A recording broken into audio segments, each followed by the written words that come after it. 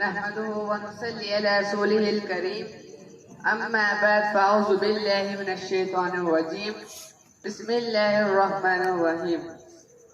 جناب صدر اور معزز سامعین، السلام علیکم ورحمۃ اللہ وبرکاتہ۔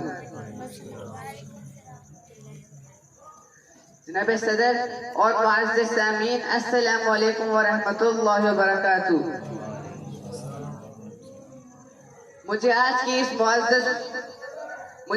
اس معزز تقریر میں جس موضوع پر اظہار خیال کرنا ہے وہ علامہ اقبال کے ایک شعر سے مستعار کیا ہوا ایک مصرع ہے۔ ذرا نم ہو تو یہ مٹی بڑی زرخیز ہے ساقی۔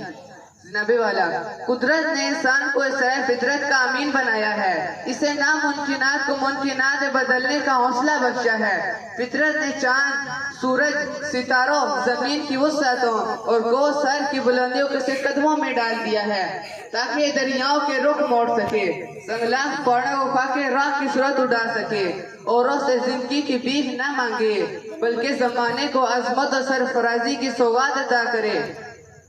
اور یہی وہ مقام ہے جب حکیم الامت قلم بول اٹھتا ہے۔ غلامی میں ناکام آتی ہیں تدبیریں نہ شمشیریں، غلامی میں ناکام آتی ہیں تدبیریں نہ شمشیریں، جو ذوق یقین پیدا تو کٹ جاتی ہیں زنجیریں۔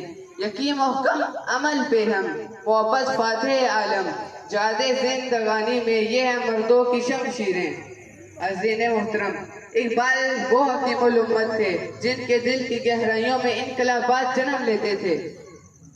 ان کے لیے مایوسی گناہ اور نا امیدی عذاب سے کم نہیں تھی۔ وہ قوم کے نوجوانوں کو شاہین سمجھتے تھے، وہ ان میں جذبہ جہاد اور شوق یہ ملت کا نام دیکھنے کے آرزومند تھے۔ انہوں نے جوانان ملت سے امیدیں بستہ کر رکھی تھی۔ وہ اسی جذبہ امید کی بدولت جوانان وطن کو پیغام دے رہے تھے کہ خدائے لمحِ ازل کا دست قدرت تو، زباں تو ہے، یقین پیدا کرے غافل کے مغلوب گما تو ہے، تیری فطرت امی ہے ممکنات زندگانی کی، جہاں کے جوہر مثمر کا گویا امتحان تو ہے۔